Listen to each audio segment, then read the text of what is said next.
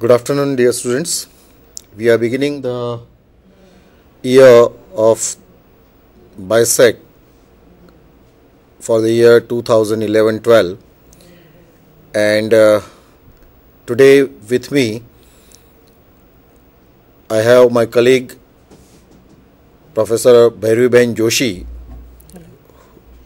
Myself and Bhairaviben, we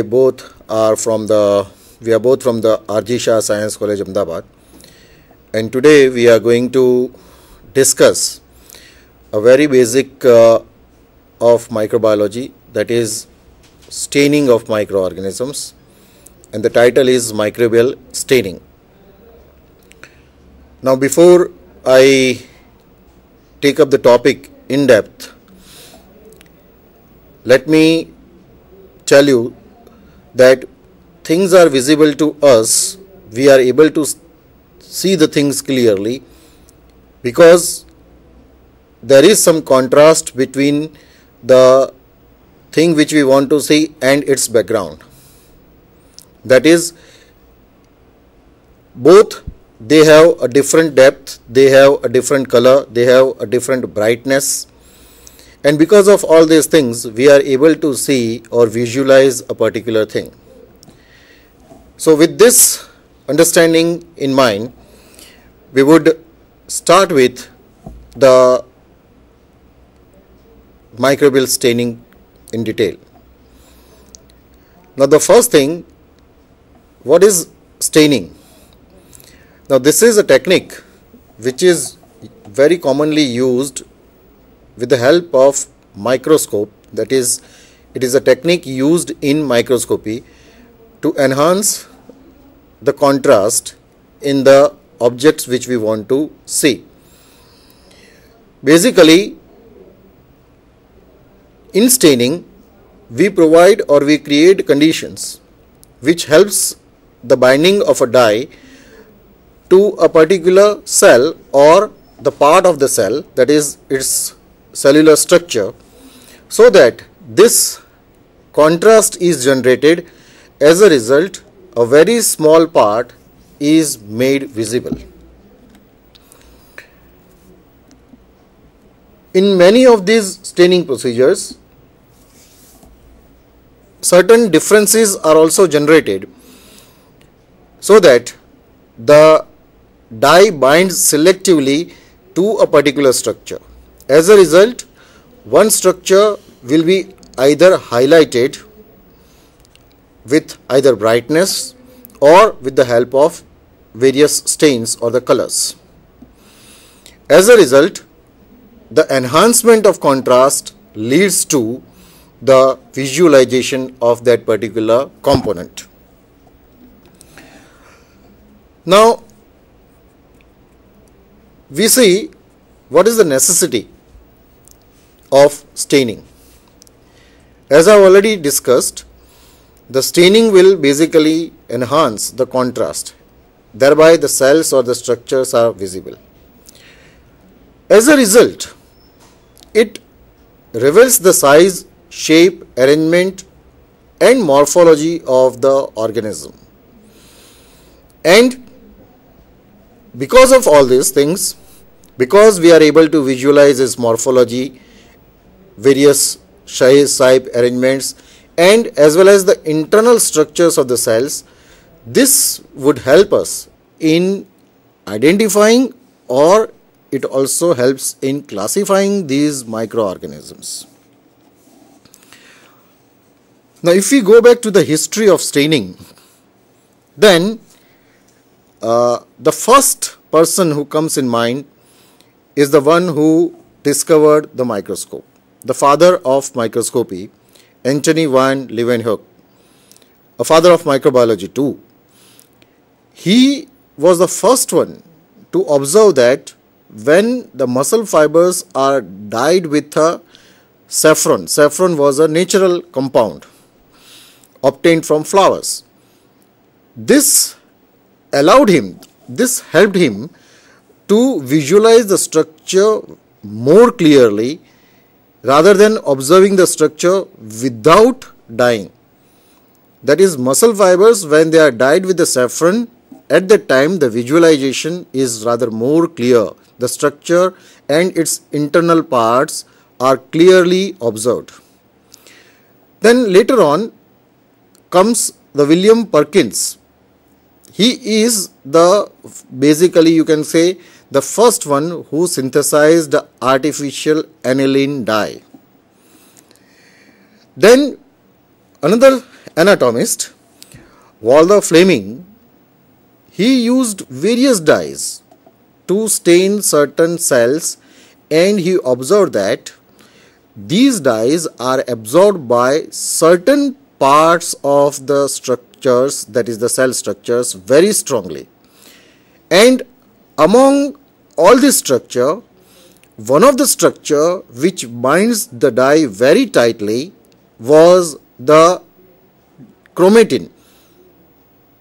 That is, he called that particular structure chromatin because it binds the structure, it binds the dye very firmly. That chromatin, now what we know it as a nucleus basically. Now the reason was very simple. Nucleus being highly acidic, whatever the dye he used, they were basic, and therefore there was a very strong binding between the basic dyes and the acidic part of the cell, that is the nucleus. Later on, other scientist, a German biologist, Carl Wiegert, he observed that different kinds of bacteria are stained differently by different dyes. Then come a very prominent name, that is Paul Ehrlich. He was basically the one who was working with the certain protozoal diseases, and he observed that in blood, the blood disorders could be easily visualized when a blood drop is spreaded on the slide and the blood smear is stained by certain dyes. So he showed various different methods for staining of white blood corpuscles and mast cells. Then came the Ehrlich. He observed that one kind of trypanosomes, it is a protozoa which is responsible for causing a sleeping sickness, could be stained by a trypsin red dye. Not only stained, but he also observed that this dye kills the organisms, and therefore a dye can be used for the treatment of such diseases. At present also, various coloring compounds, coloring agents, chemical compounds are used at certain rural areas to treat the wounds or to prevent the infection, and helps in what we call it as it is used as a chemotherapy compound. And Ehrlich in 1907 found a bactericidal compound known as salvarsan. This is an arsenic containing compound which was later on proved to be very useful for the treatment of syphilis. And after all these things, we would like to make a mention of a name, Christian Gram, after whom a Gram reaction is continuing till now. He modified various staining techniques and introduced entirely a new technical procedure by which he could stain the organism, wash them. As a result, certain organisms would selectively lose the colors, and these organisms could be restained by using a dye which is of a different color. So this helped in classifying the organism into two parts, gram positive and gram negative cells. The details of this we will be discussing at a later stage. So these were basically the historical aspects of staining. Now coming to the chemistry of dyes, then we can say that dye is a organic unsaturated cyclic compound, that is a benzene ring, which contains two important groups, chromophore and oxochrome group. Chromophore group basically is responsible for salt forming property, while oxochrome group is responsible for salt formation property, that is it imparts a binding power, while chromophore group imparts the property of coloration. So this compound which is having this property will react, or it is adsorbed, or it is dissolved in some another phase, and will make that phase or will render that particular phase colored. So this is basically the definition of dye. Now these dyes or these kinds of chemicals, when they are used for a commercial purposes, either in textiles or for fabrics, then a name dye is very appropriate to them. But the same compound, when it is used for biological purposes in the laboratory, we normally call them as a stain. So same compound, but depending upon its use, either at a commercial level we will call it as a dye, or in the laboratory for the biological purposes we will call them as a stain. Another one difference is that dye being a commercial compound, it is not highly purified, while the stains, because they are to be used for biological purposes, requires a better purity, that is they are a high grade fine chemicals. Now let us go into the details about the two important groups which I told you are there present on the benzene ring. One is a chromophore group, responsible for imparting color to the dye. Examples are azo groups, nitro groups, azoxy groups or thiocarbonyl groups. The another group was oxochrome group. Now this oxochrome group is able to undergo a dissociation, and that is ionization, and will form a salt with the object which is to be colored. Examples are certain amines or hydroxy radicals, or even iodide, bromine and chloride groups. This is one structure which I have shown you here, that is picric acid dye. Chemically, picric acid is C6H7N3O7. Now this picric acid is nothing else but it is a benzene ring having 3 NO2 group and 1 hydroxyl group. As you can see in the diagram, NO2 groups, they are responsible for imparting the color, while the oxochrome, that is hydroxyl group, is responsible for the binding of the color. Now the dye which does not have oxochrome group, we cannot call it, that is a coloring agent, but we cannot give the name as a dye in specific. Why? The reason is because since that is not able to form a bond with the object, either it may be fabric or it is a biological cell, because it is not able to form a bond, it will be washed away very fast. It means that the dyes, if it is washed, if a washing is done, then these dyes would be washed out very fast. That is, the color fastness property is not there in those compounds which contain chromophore group, but they lack oxochrome groups. So this is how the dissociation takes place, and as a result of which the salt forming property is observed. Now let us come to the various types of dyes. These dyes can be classified as basic, acidic, neutral dyes. Basic dyes examples are methylene blue, acidic dyes are nigrosin, neutral dyes for example gimsastine. Then we also have leucodyes, that is Resazurin. Leucodyes means when they are oxidized, they will be colored, while they are reduced, they will be colorless. Then we have certain dyes which shows metachromatic properties, that is called as a metachromatic dye.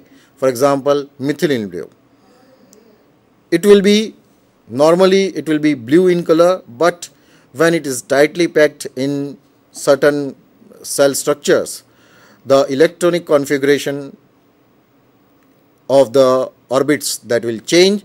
As a result, it may appear as red rather than blue. So it is showing a property of metachromatism. That is why it is called as a metachromatic dye. We also have a classification such as synthetic dyes, which are artificially prepared, and some dyes which are obtained from natural sources, we call them as a natural dyes. For example, litmus or indigo. Then comes the classification based on the chemical structure. Now, these biological stains are classified into 8 different classes according to the type of chromophore groups present in the structures. And accordingly, we have nitro stains, azo stains, anthraquinones, thiazole stains, quinonimine stains, phenylmethane stains, xanthine stains, and natural stains. These are the 8 different classes, and this is simply based on the type of chromophore the particular molecule possesses. Now, when we have discussed about the chemistry of dye, we would like to take up next, that is the staining solutions. Basically, these dyes or stains, now we'll call them as a stains or dye, both of them, they are basically meaning the same things, but these dyes or stains, they are to be dissolved either in water or in dilute alcohol. Normally, preference is for water, but in few cases, we may also go for alcohol along with water. You cannot use pure alcohol because alcohol is in a pure form a kind of a decolorizing agent. So normally we dissolve these dyes, and that too just 1 to 2% solution is made. That is 1 gram of dye is dissolved in 100 ml of water or dilute alcohol. Normally higher concentration is not used in staining.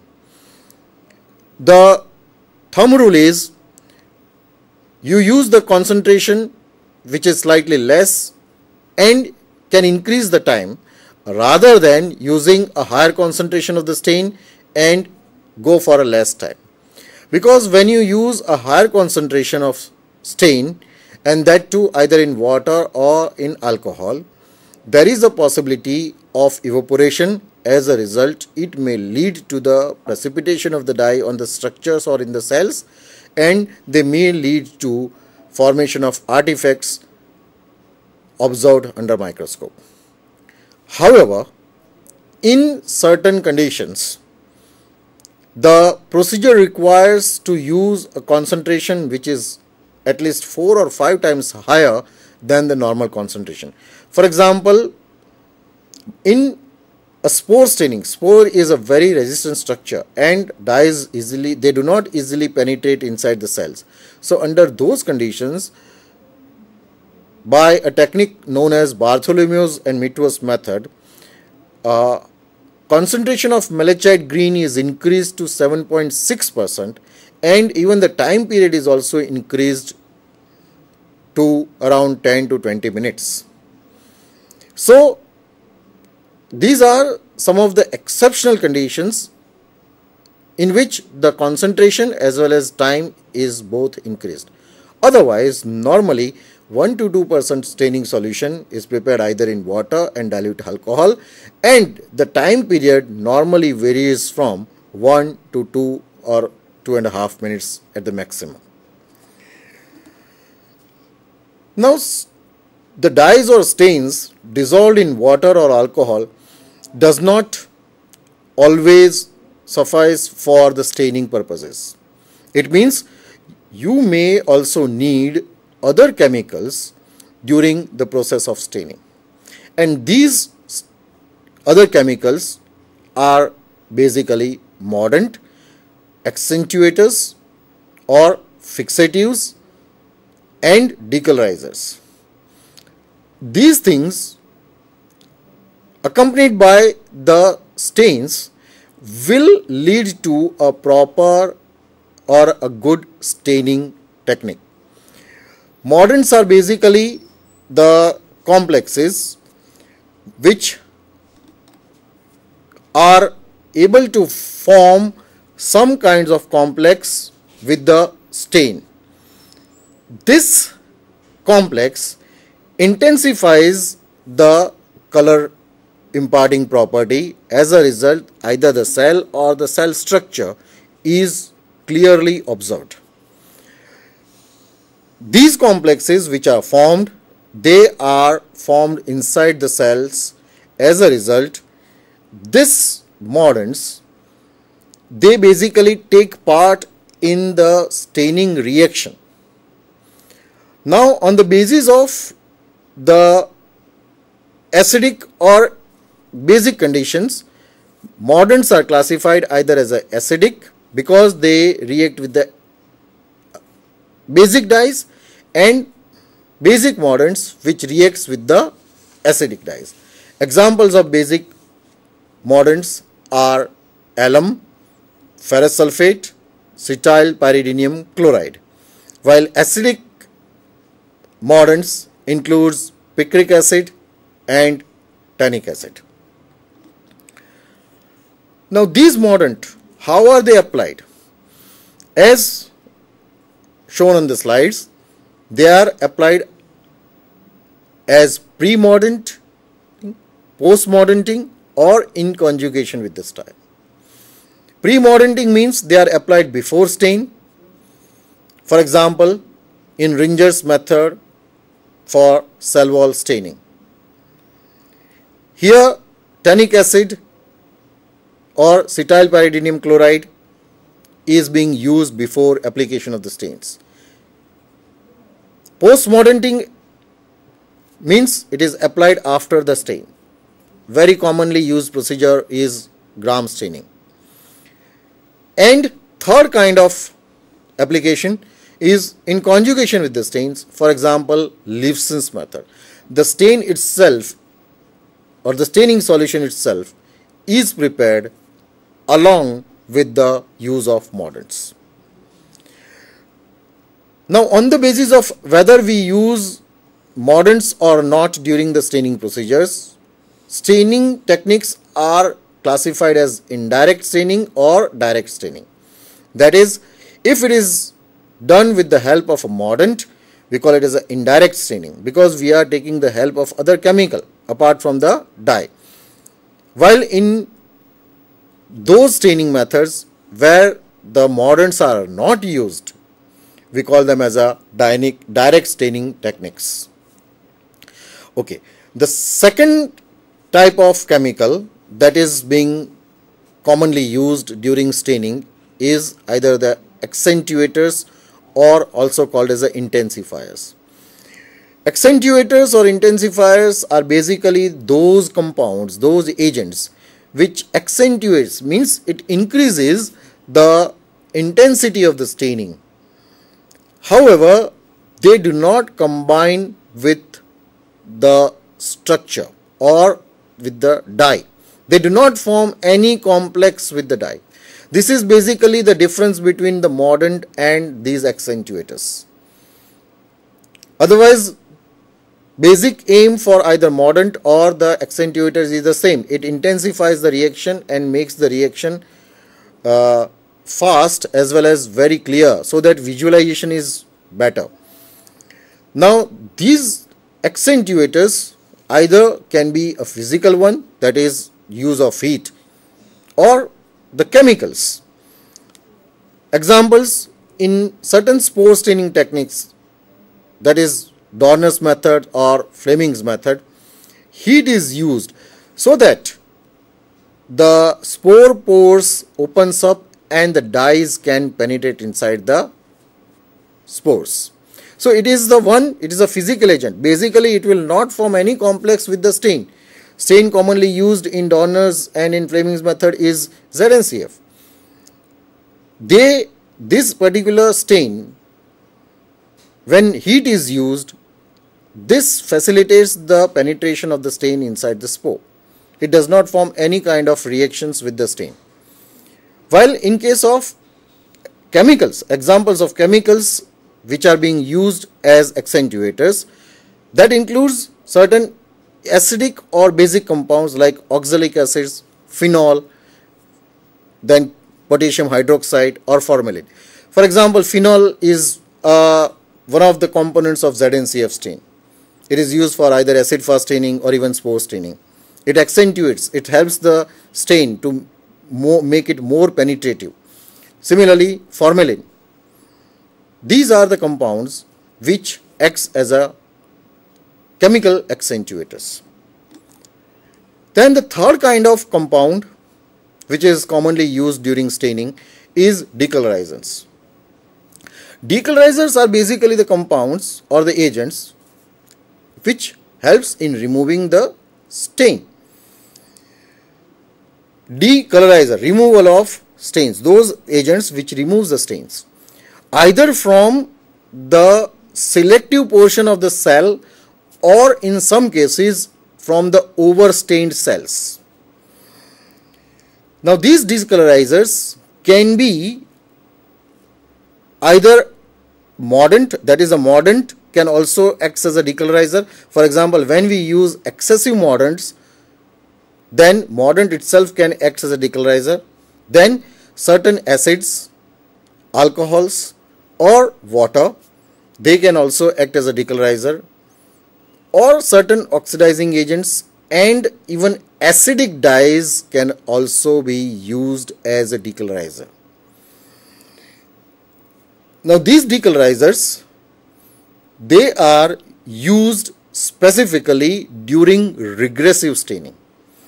So on the basis of whether we use decolorizer or not, these all stains either can be classified as a progressive staining techniques or regressive staining techniques.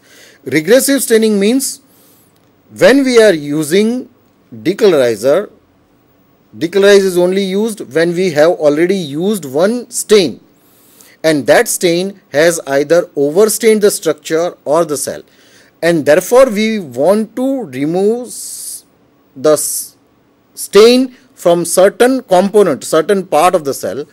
As a result, we will use decolorizers. So when we use decolorizers, the stains will be removed from those portions in which it is not firmly bound, and therefore that portion will be decolorized, while the portion in which the dye is firmly bound will remain colored. So this kind of procedure is a regressive staining as compared to progressive staining, where you use one stain, then it will be staining one particular part of the cell. Then you use a second stain, it will be able to stain the certain other part. This is a staining technique which we call it as a progressive. We increase the different kinds of stains progressively, step by step, one stain, second stain, third stain, and these all three stains, they will select a particular component of the cells. As a result, finally when the cell is observed, the cell may appear multicolored because of application of 2 or 3 colors. But that is a progressive way of doing it as compared to regressive, where you stain first of all everything and then keep on decolorizing so that the second dye can be used at a later stage. The another way of staining apart from normal staining technique is the staining by impregnation method. So far we have seen that we use the dyes or the stains, that is those compounds having chromophore group and oxochrome group. But in certain cases we have been using the colorless solutions of metallic salts. Basically, they are colorless because certain metallic solutions, when they are dissolved, then they do not form any color. For example, ammoniacal silver nitrate, which is commonly used in spirochete staining in Fontana's method.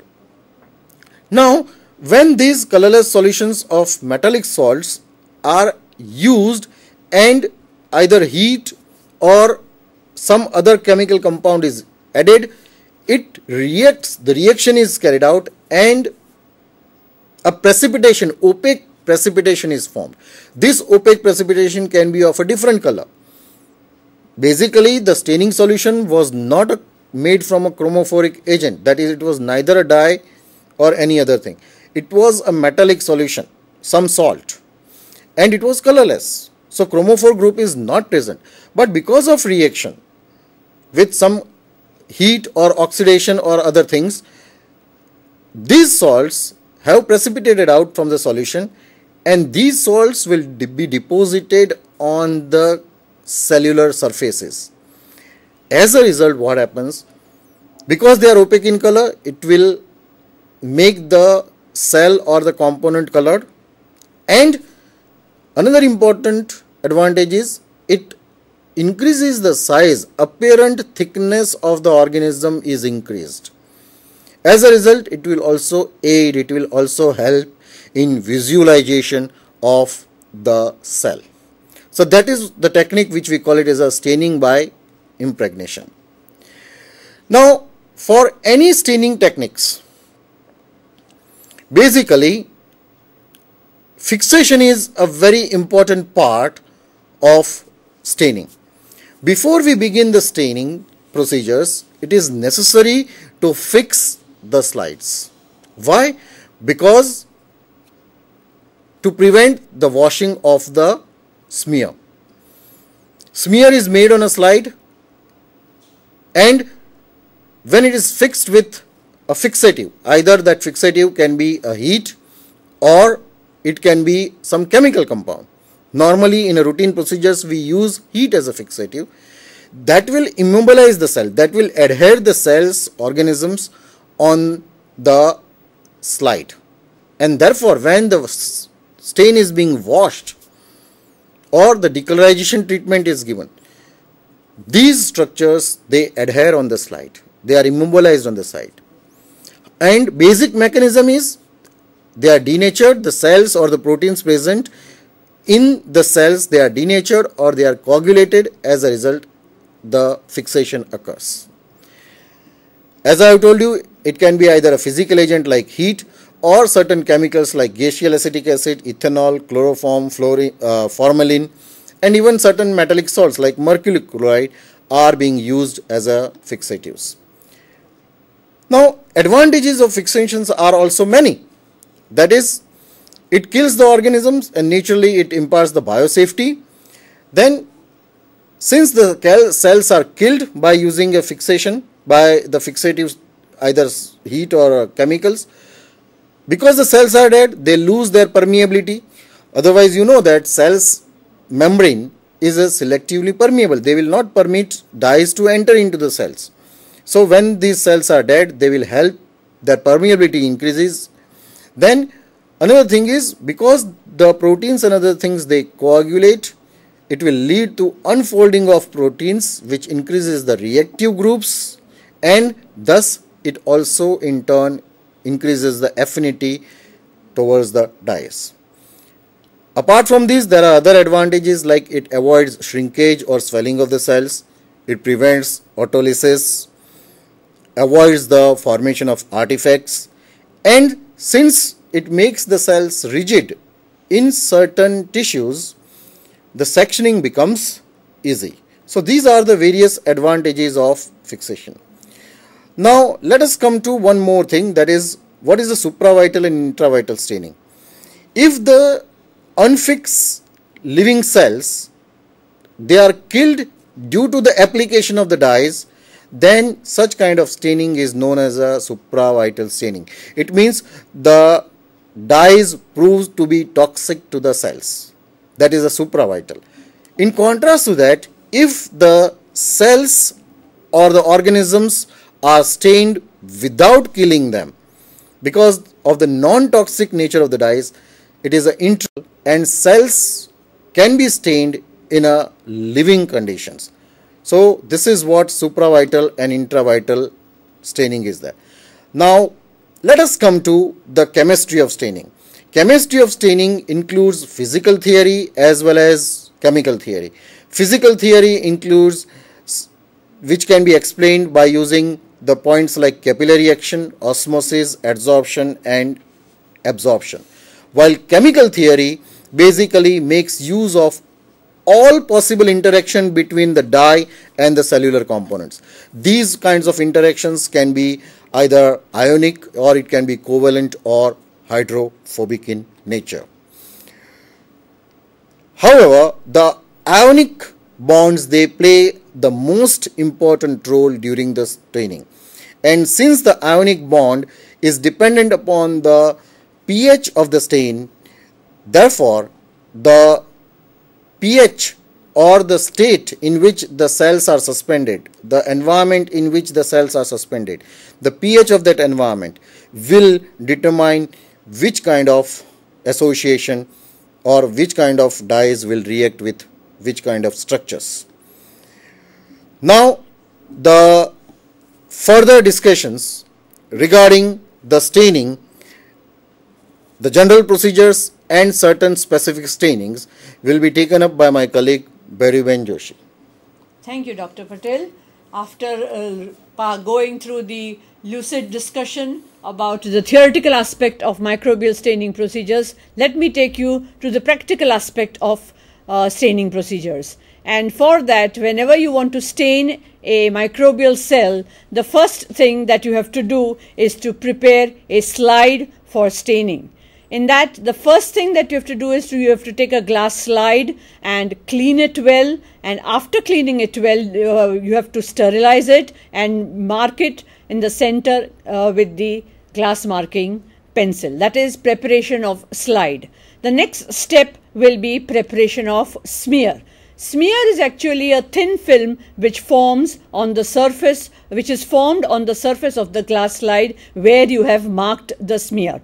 Now that smear is actually, you have to take it with the help of a nichrome wire, and from the bacterial suspension, a loopful of suspension is taken between two burners under aseptic condition, and a thin film is prepared on the surface of the slide.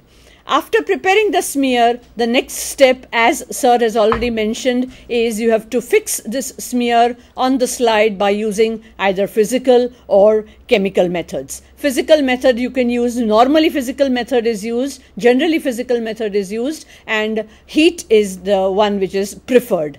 Chemicals are also sometimes necessary for fixation process, where in cases when heat destroys the structure of the microbial cell. After fixation of the slide, next step comes is the staining of the slide. In staining of the slide, you have to use appropriate dyes and allow it to act on the smear for a particular period of time as per the requirement, and then after staining the slide, it has to be thoroughly and properly washed with water, and at the end of it, blot dry it, air dry it, and then observe it under the microscope. When you observe it under the microscope, naturally, if it is a slide of a bacterial cell, you will have to observe it under oil immersion lens. And if it is a slide of a fungi or an yeast cell or an algae or some other microorganism, then you will have to, you can observe it under low power and high power of the microscope. And at the end of observation, if you find that the slide has been properly prepared and it is good enough to make it permanent, then you have to remove the oil with the help of xylene, which is a solvent of oil, and make that slide permanent. Next slide, please. The next slide tells us something about the various types of staining procedures that you can use in microbiology laboratory. The first one is simple staining, and that simple staining procedure is also known as monochromatic staining. Monochromatic staining is actually a positive type of staining procedure where a single staining solution is used and applied on the smear for a single time. Another staining method is a negative staining where microbial cells are not stained but instead background is stained. Then comes the differential staining procedure. In differential staining procedure, the technique that is employed differentiates microorganisms into two groups, and on basis of that differentiation characteristic, you can divide bacteria into two groups. Cytological stainings are the stainings which stains internal parts of a microbial cell. Microchemical staining and special staining procedures are sometimes necessary to stain special types of organisms. Let us first begin with monochrome staining. As I told you, here you use only a single stain for observation of microorganism. It is the simplest form of staining technique. In this staining technique relies on the fact that the charge that is present on the surface of the bacterial cell combines with the oxochrome group of a staining solution. Normally, a bacterial cell has a net negative charge on its surface, and when a dilute staining solution is applied on the surface of the microbial cell, at that time, if the oxochrome group has a positive charge on its surface, which is normally present in basic dyes, then that positively charged oxochrome group of the dye molecule will combine with the negative charge present on the surface of the bacterial cell and render the cell a particular color that is present on the chromophore group. So a single stain will help in coloring the bacteria and imparting the color that is present on the chromophore group, and that will help in visualization of the microorganism. When you talk about the importance of this monochrome staining, it helps in studying the morphological characters of the microbial cells, which includes shape of the organism, size of the organism, and arrangement of the bacterial cells, whether they are singly arranged or they are in chains or they are in clusters. Besides studying the morphological characteristics, sometimes these single staining procedures also help us in counting the number of bacteria or microorganisms present in a particular sample under the microscope.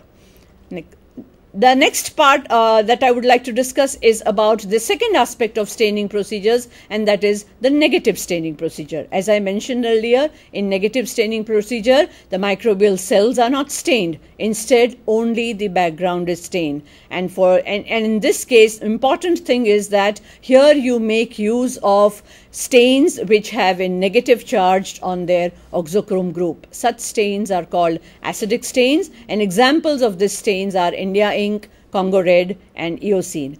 Because of the presence of negative group on the surface of the oxochrome group of this stains, the bacterial cell also has a negative charge, and therefore these two negatively charged molecules repel each other, and therefore the chromophore group of the dye will not be able to impart any color to the microbial cell, and instead the color will be imparted to the background.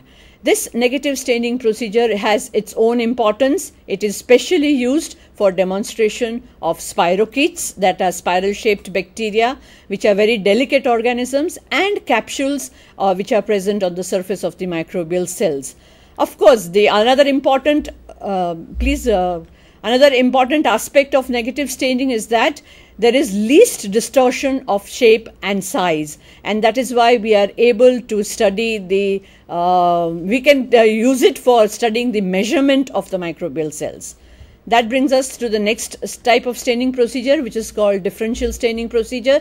As I mentioned, this staining procedure differentiates between two groups of organism, and the most important differential staining procedure is Gram staining. Gram staining was devised by Christian Gram in 1884, and he used 4 different substances in this differential staining procedure. The first one was the primary stain, which was a basic dye crystal violet, which was then followed by the use of a mordant named Gram's iodine.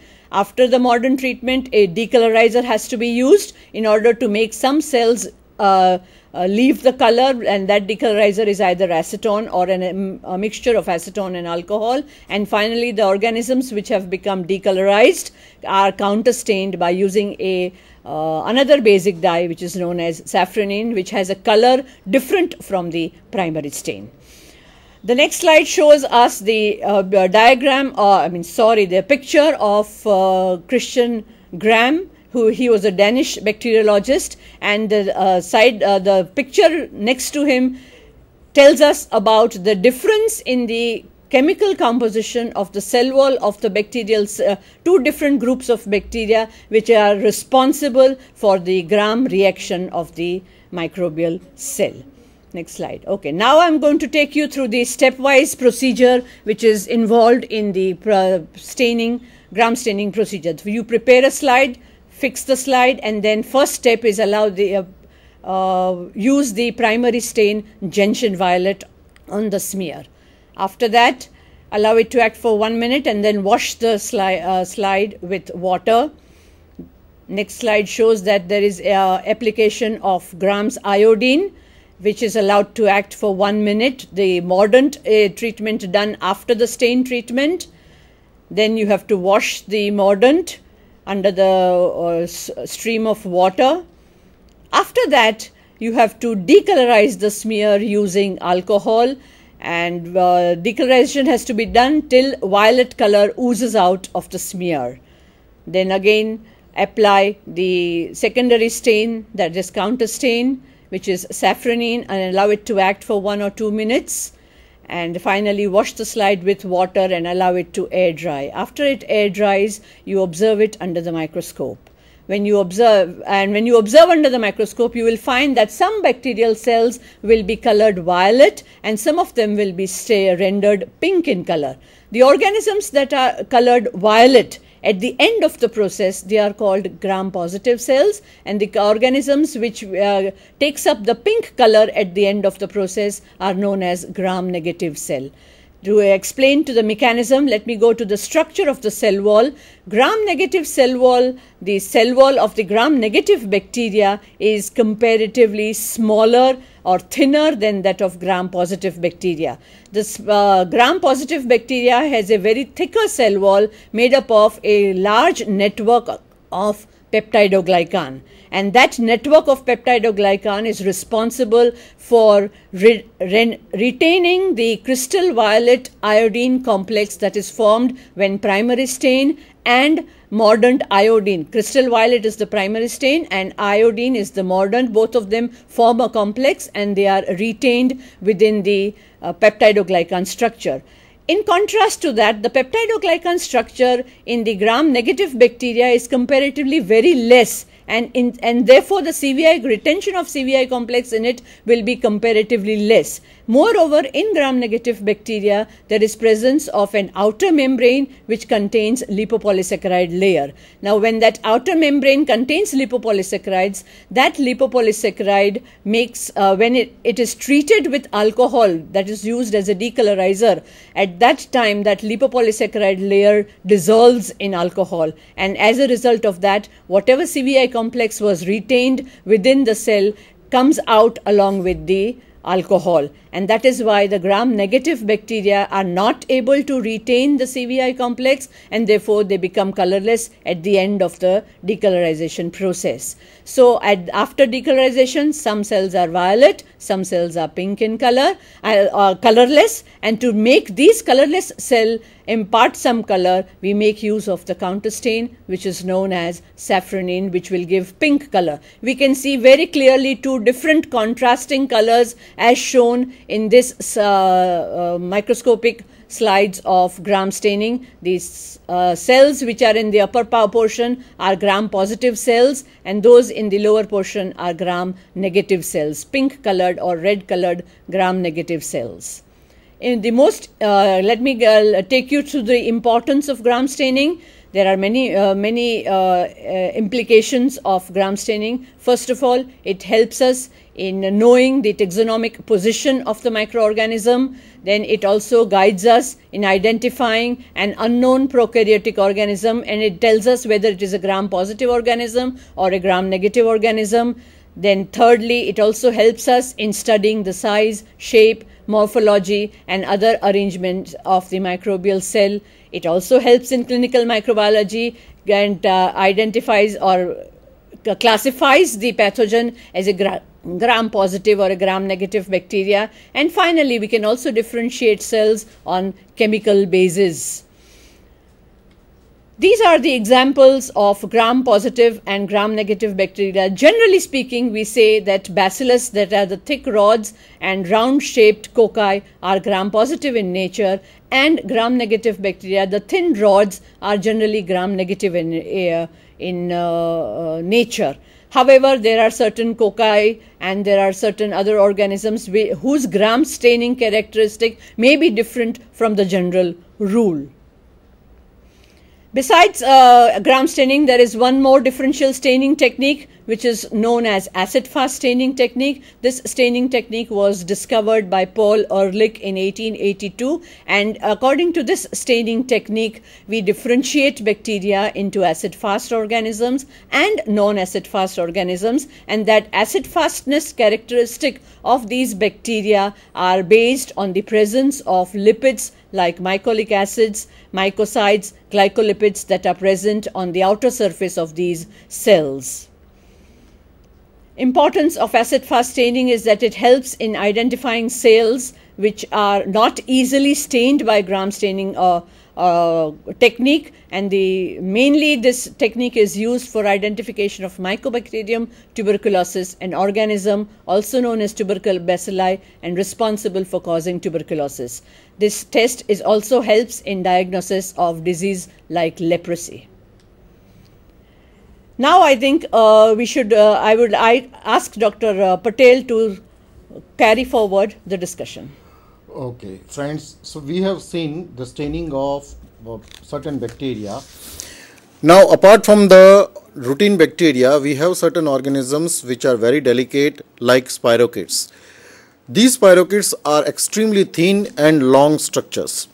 Their size is so thin that they are very fragile, and as a result, heat fixation will distort these organisms.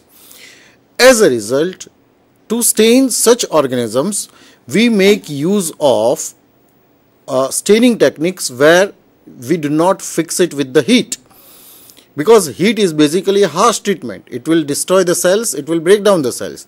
As a result, we make use of certain chemicals. Those chemicals, like formalin, they make up a Fontana's fixative. Fontana's method, basically the full form is Fontana's silver impregnation method. This Fontana's method does not use any chromophoric agent, does not use dye, that is a stain. Instead, it uses a solution of ammonical silver nitrate. But before we make use of ammonical silver nitrate, a metallic salt, the cells are fixed with Fontana's fixative, then they are treated with mordant so that the staining which takes place at a later stage is done very appropriately. And finally, ammonical silver nitrate, when it is being used and the heat is applied, ammonical silver nitrate gets oxidized. As a result, silver oxides are formed, which are blackish brown in color. Due to the formation of insoluble precipitates, this helps to increase the apparent diameter of the cells. So spirochetes being too thin, their diameter is increased. As a result, visualization also is easy. So this is the method which is being specifically used for spirochete staining, and that method is known as a Fontana's silver impregnation method. Apart from that, we have certain special staining procedures for spirochetes, then for staining of mycoplasmas, rickettsias, fungi, protozoas, and all other different kinds of microorganisms. Okay, since we do not have much time, we will not be going into the details of various cytological stainings. We will just have a glance. Cytological structures like endospores, flagella, capsules and cell walls, they are also stained like methods which we commonly use. Dyer's method for cell wall staining, in which we use cetyl pyridinium chloride. Then we have a flagella staining, in which Lifson's and Loeffler's methods are used, where the flagella are used because the stain precipitates along with the mordants on the flagella. Otherwise, the flagella are too thin. It is beyond the capacity of even a normal compound microscope to visualize flagella unless and until the diameter is increased. So this is how we stain flagella.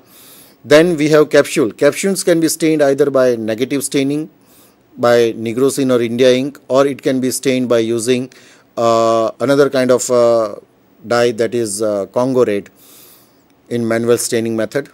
Then we have certain other staining like spore stainings, where basically spore being a resistant structure, application of heat, that is the intensifier, and a very thick, very strong dye like ZNCF, it is being used.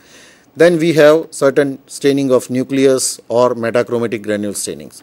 These staining techniques are normally done by the students at the graduation level, and they will be discussed during the practicals by the respective teachers. At the end, I would like to thank the BISEC studio crew, the staff members of the BISEC, for their excellent cooperation and presentation of the subject.